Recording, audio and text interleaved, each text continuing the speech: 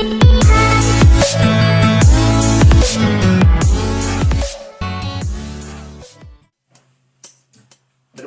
Engkau Bapa kami yang di surga, yang memberikan makanan rohani kepada kami pada musimnya.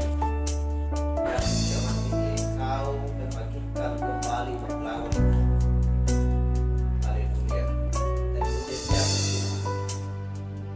makanan rohani yang sempurna untuk dilakukan oleh mempelai wanita. Itulah sebabnya Tuhan akan mendengarkan dan juga menerima dan juga melakukan atau bertindak. Tanpa melakukan itu Tuhan, tak seorang pun yang bisa, tak seorang pun bisa selamat. Tetapi Engkau melihat dari surga, sehingga Engkau mengutus seorang nabi untuk membawakan pesan kepada kami, supaya kami Tuhan beranjak daripada keduniawian, sehingga kami Tuhan dapat dilahirkan kembali dan ucap, untuk supaya kami Tuhan menjadi anak-anak-Mu, laki-laki dan perempuan yang merdeka, yang tidak lagi diperbudak oleh dunia. Nah, Engkau tahu Tuhan bahwa dunia ini sedang runtuh, tapi Bapa yang baik, supaya dunia ini tidak dapat melanda mempelai kami. Itulah sebabnya Tuhan, Engkau bawakan kami daripada kandang, sebagaimana Tuhan kandang Mesir, sebagaimana Tuhan bangsa Israel ketika mereka ada di Mesir berbudak oleh bangsa Mesir. Tetapi Bapa yang baik, ketika darah dioleskan di apapun, maka tulah tidak akan dapat datang kepada mereka atau menyentuh mereka. Itulah sebuah tanda yang sempurna bagi mempelai wanita berjanji bahwa darah Tuhan ada di dalam untuk menghapuskan segala dosa-dosa, menghapuskan segala kesalahan, sehingga di akhir zaman ini Engkau nyatakan bahwa semuanya itu sudah berakhir Tuhan, sehingga kami berjalan untuk menuju kepada tanah Kanaan, tanah perjanjian. Itulah Yerusalem yang baru yang Engkau sediakan Tuhan nanti bagi umat-Mu, bagi umat pilihan-Mu, bagi mempelai wanita. Terima kasih Bapa di surga, terima kasih Tuhan. Barang siapa percaya dan mau melakukan semua kehendak Tuhan, maka mereka akan diselamatkan, maka mereka akan dibawa ke dalam lumbung, itulah kerajaan surga yang Tuhan. Terima kasih Bapa di surga. Kami tahu bahwa di sana tidak ada terik matahari, tidak ada Tuhan penyakit, tidak ada kematian, tidak ada rasa sakit, tidak ada rasa lapar Tuhan. Hanya ada yang satu di sana, yaitu sukacita yang kekal. Haleluya. Terang yang tidak berkesudahan, itulah terang kekal. Haleluya. Terima kasih Bapa di surga. Sebentar lagi kami akan menyanyikan sebuah, membacakan sebuah firman Tuhan yang sempurna. Ialah Roh Kudus akan memimpin kami dan mengajar, mengurapi setiap telinga menjadi telinga seorang murid yang baik, dan mengurapi setiap kepala. Terima kasih Bapa yang terboleh dalam nama Yesus Kristus. Haleluya.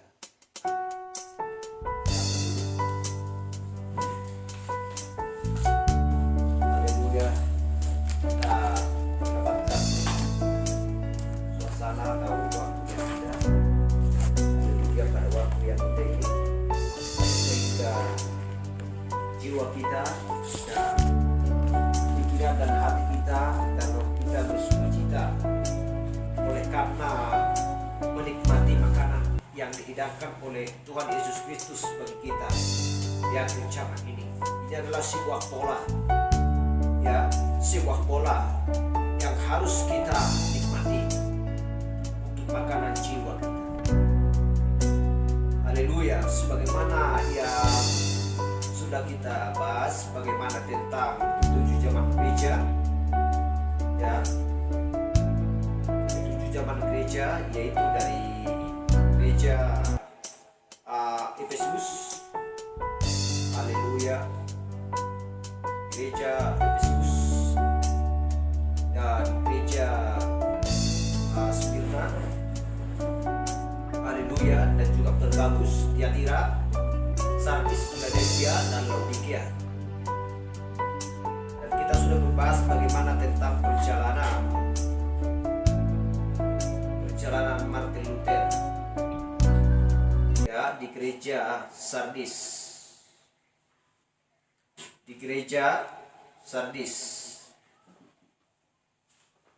haleluya, bahwa Sardis berdiri dari tahun 1520 sampai 1750.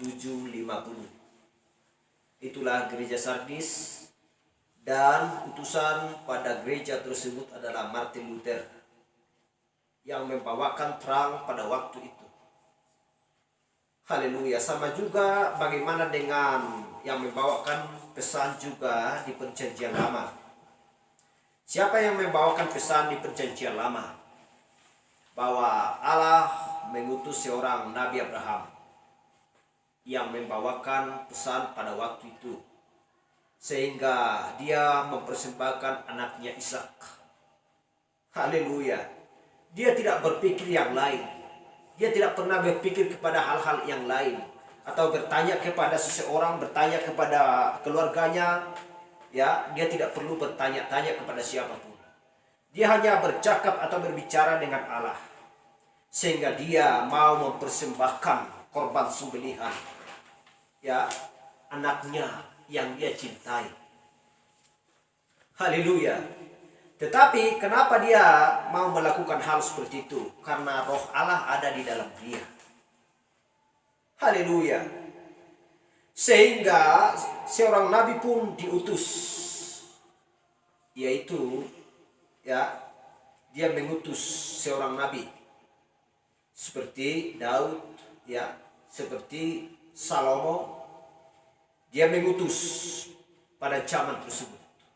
Seperti yang katakan tadi, dia mengutus Abraham. Apa yang terjadi Sodom dan Gomora itu dibakar oleh Allah. Kenapa? Karena mereka tidak mau dibawa keluar daripada Sodom tersebut, sehingga keluarganya Lot habis terbakar. Haleluya. Jadi begitulah di setiap zaman, bahkan di zaman Nuh. Para siapa yang tidak mau keluar daripada kandang tersebut, daripada keduniawi tersebut, disitulah mengakibatkan bahwa pada waktu itu mereka dimusnahkan oleh air bah. Haleluya. Tetapi siapa yang keluar? Siapa yang mau mendengarkan firman Allah pada waktu itu? Suara Allah adalah Nuh dan juga keluarganya. Seperti itulah zaman yang berlangsung pada zaman tersebut, sehingga 7 zaman gereja ini berlangsung dari zaman Efesus. Ya, kita tahu bahwa di zaman Efesus adalah utusan Rasul Paulus. Haleluya. Jadi zaman yang berikutnya adalah zaman Smyrna, ya. Utusan pada waktu itu adalah Irenaeus, yang berlangsung pada tahun 170 sampai 312. Haleluya. Jadi selama gereja Efesus berlangsung berdiri dari tahun 53 sampai tahun 170. Bagaimana tentang zaman Pergamus? Haleluya, yang adalah Martin, ya, berdiri dari 312 sampai 606. Tiatira, zaman gereja Tiatira, utusan pada waktu itu adalah Kolumba, ya, berlangsung dari 606 sampai 1520. Bagaimana dengan Sardis? Saya suka katakan Martin Luther. Bagaimana dengan Philadelphia? Bahwa utusan pada waktu itu dia adalah Wesley, berlangsung dari tahun 1750 dan sampai 1906 sampai pada zaman Laodikia. Haleluya. Jadi Kristus sudah menyelamatkan gereja-gereja tersebut. Haleluya. Kita tahu bahwa 7 adalah angka sempurna. Jadi inilah akhir. Kita teringat bagaimana tentang 70 minggu Daniel. Haleluya. Kita sudah membahas hal tersebut. 70 minggu Daniel. Haleluya. Jadi kita tahu bagaimana tentang perjalanan Martin Luther, dan kita sudah membahas hal tersebut. Haleluya. Bahwa kita sudah memperhatikan sesudah 68 juta orang Protestan di buku reformasi yang hilang menghilang, tulisan Simukai tentang martirologi Roma. Haleluya. Tetapi terdapat 68 juta orang yang dibunuh karena memprotes gereja Roma yang pertama itu. Haleluya. Sampai berapa tahun itu berlangsung? Mulai tahun berapa? Tahun 354 Masehi. Dan itu ya berakhir sampai tahun 1850. Haleluya. Jadi apa yang dipesankan Kristus pada zaman Sardis ini, pada zaman Tiatira ini? Haleluya. Glory. Kita akan membuka kitab kita langsung.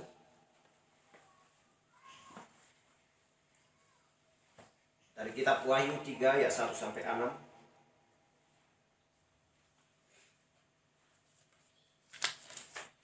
Haleluya.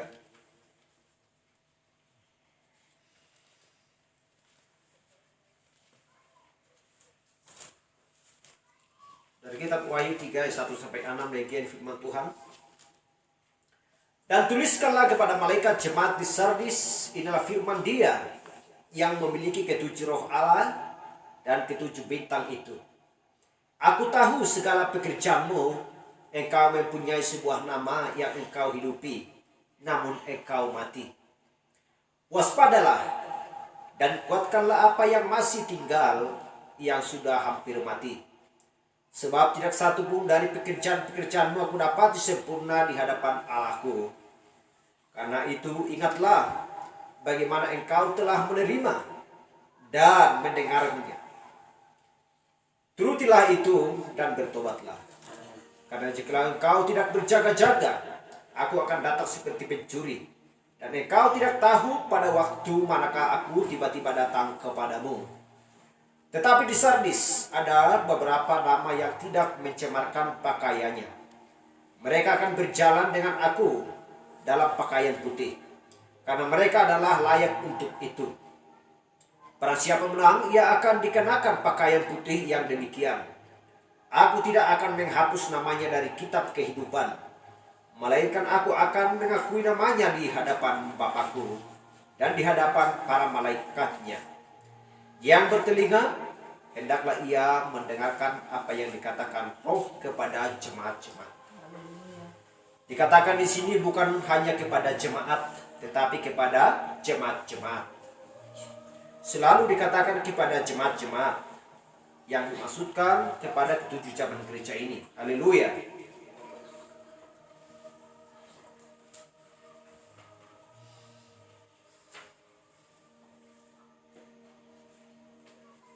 Jadi yang pertama, yang di Wahyu 1, yang di Wahyu 3 ayat 1 dikatakan, inilah firman Dia yang memiliki ketujuh roh Allah dan ketujuh bintang itu. Dan ketujuh bintang itu. Haleluya. Jadi sekali lagi seperti di dalam keempat zamannya sebelumnya, Roh sedang menyatakan kemuliaan Tuhan kepada kita dengan mengemukakan atribut-atributnya yang mengagumkan.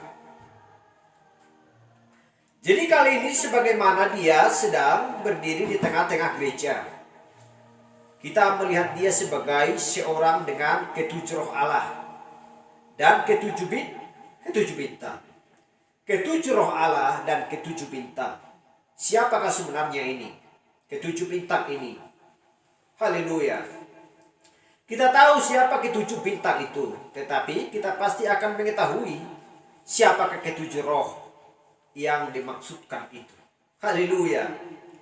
Jadi kalimat yang sama itu ditemukan sebanyak 4 kali di dalam Wahyu. Di Wahyu 1 ayat 4. Dan dari ketujuh roh yang ada di hadapan tahtanya. Ya, Wahyu 1 ayat 4. Dan dari ketujuh roh yang ada di hadapan tahtanya. Dikatakan di hadapan tahtanya. Dan Wahyu 3 ayat 1. Inilah firman dia yang memiliki ketujuh roh. Ketujuh roh Allah dan ketujuh bintang. Di Wahyu 4 ayat 5. Dan dari takhta itu keluar kilat dan bunyi guruh yang menderu. Dan suara-suara. 7 pelita menyala-nyala di hadapan takhta itu. Itulah ketujuh roh Allah. Dikatakan 7 pelita menyala-nyala di hadapan takhta itu. Itulah ketujuh roh Allah. Wahyu 5 ayat 6. Maka aku melihat di tengah-tengah tahta dan keempat makhluk itu, dan di tengah-tengah tua-tua itu berdiri seekor anak domba, seperti telah disembelih. Kita perhatikan, bertanduk 7 dan bermata 7. Itulah ketujuh roh. Jadi, bertanduk 7 dan bermata 7. Itulah ketujuh roh.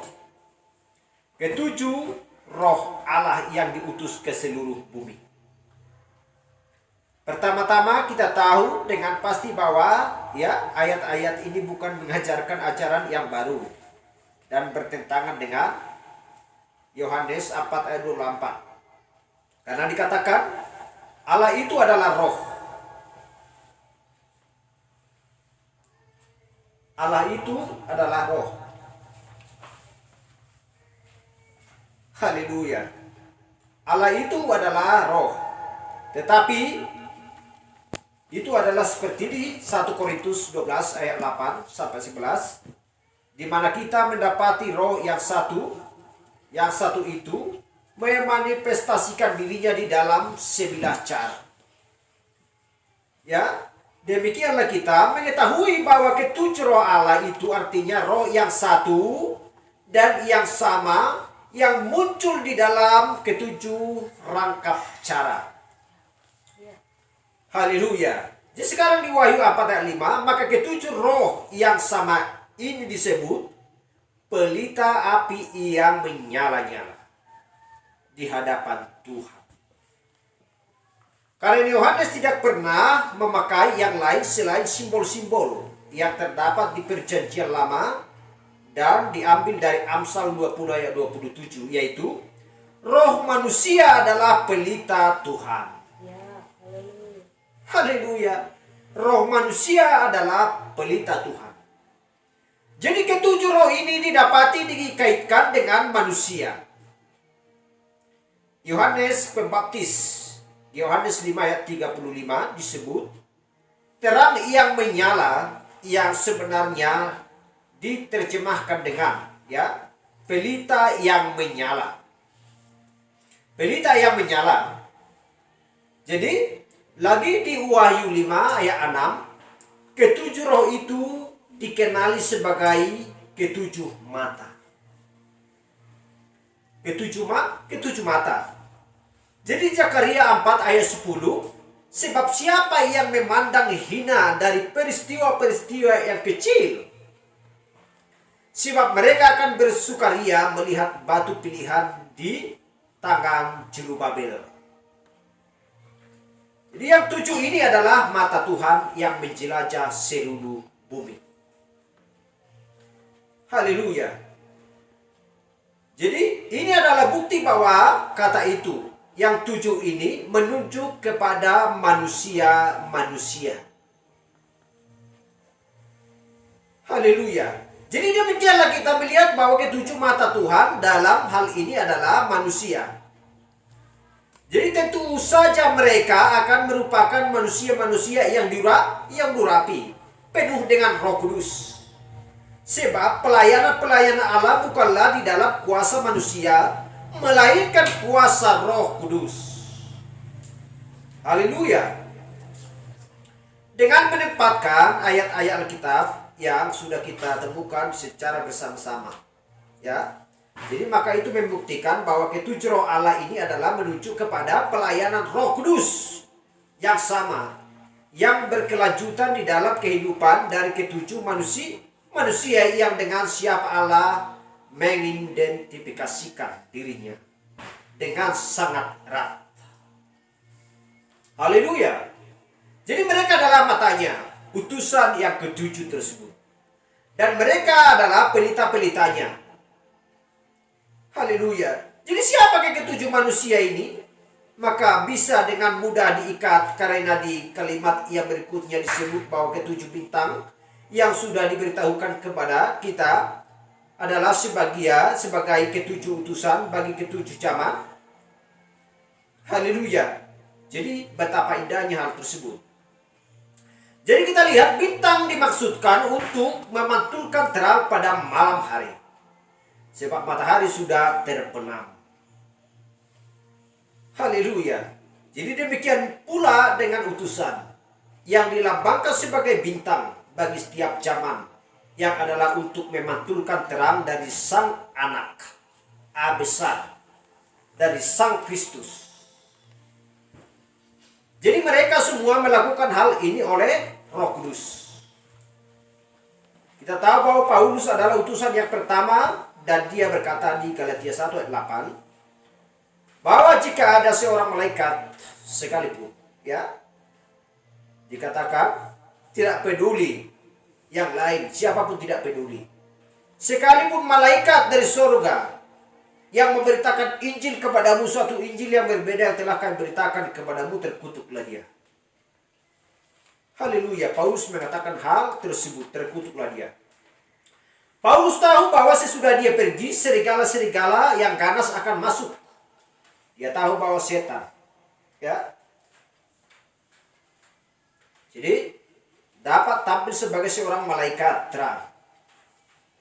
Betapa lebihnya lagi para pelayannya. Jadi dia memperingatkan bahwa Injil ini akan selalu tetap sama.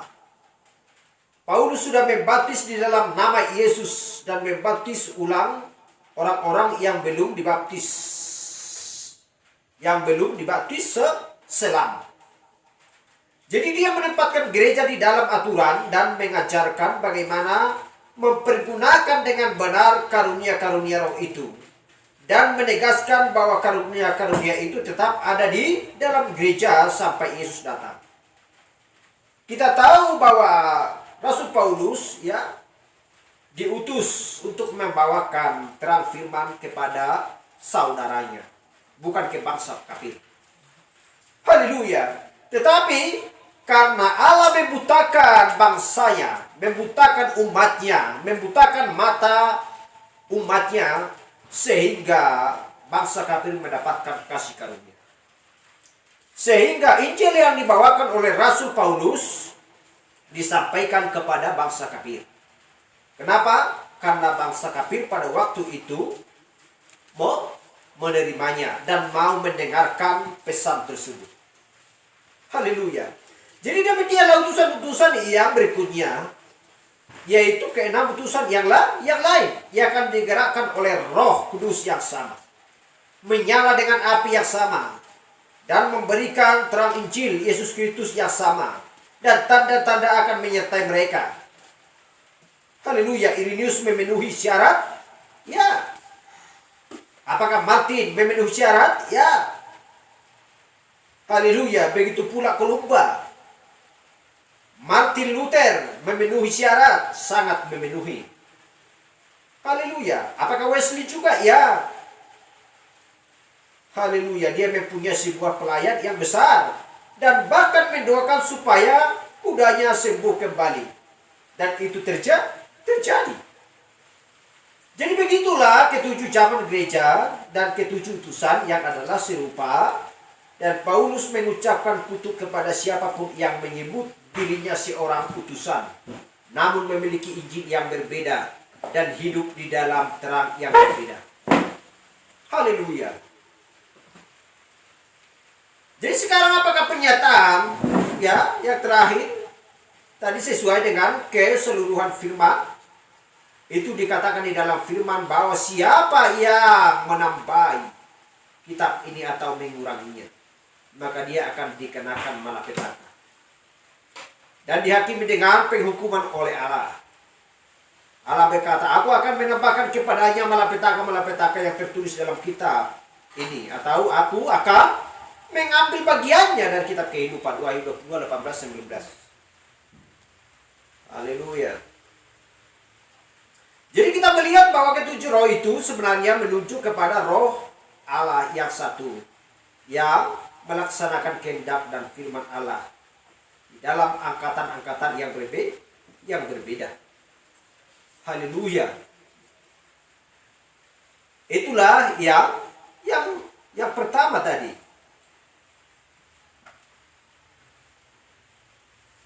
Haleluya. Itulah yang pertama tadi. Apa itu yang pertama tadi? Inilah firman dia yang memiliki ketujuh roh Allah dan ketujuh bintang itu. Haleluya.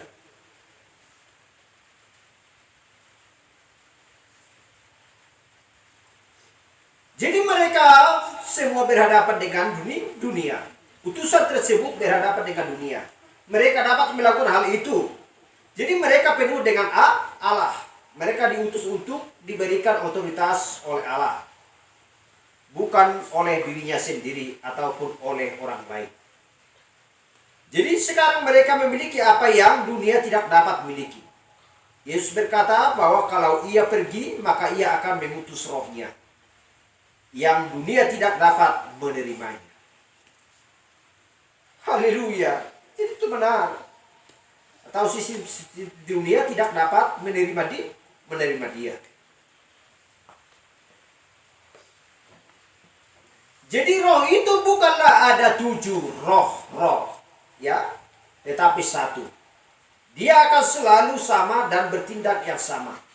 Dan ketujuh utusan akan mempunyai roh yang sama dan mengajarkan firman yang sama dan memiliki kuasa yang sama, ya. Dan jika gereja itu adalah gereja yang sejati, maka ia akan mempunyai roh dan firman yang sama. Haleluya. Haleluya. Itu juga dan tindakan-tindakan kuasa yang sama yang dulu mereka miliki di Pentakosta.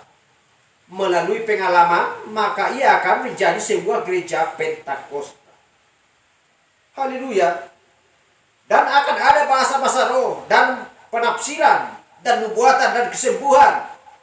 Allah akan ada di tengah-tengahnya.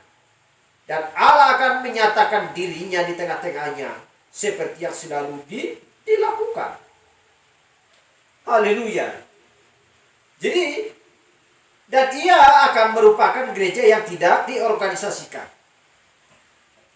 Haleluya. Kita dapat melihat bahwa Yesus Kristus sedang menyatakan dirinya melalui zaman-zaman itu oleh rohnya di dalam diri utusan-utusan tersebut. Mereka adalah seperti Musa yang diperuntukkan bagi anak-anak Israel. Jadi sebagaimana Musa memiliki pewahyuan bagi zamannya, demikianlah tiap-tiap utusan memiliki pewahyuan dan pelayanan Allah bagi zamannya masing-masing. Haleluya. Jadi demikianlah ketika kita melihat bahwa utusan-utusan itu ada di dalam tangannya. Kita melihat Tuhan dimanifestasikan dirinya dengan manusia-manusia ini. Dan memberikan kuasanya kepada mereka. Haleluya.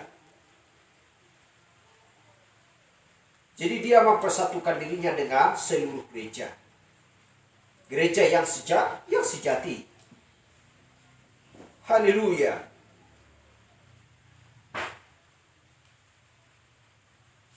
Jadi kita tahu bahwa di Efesus 4 rasul-rasul ya, nabi-nabi, pengajar, penginjil, dan gembala,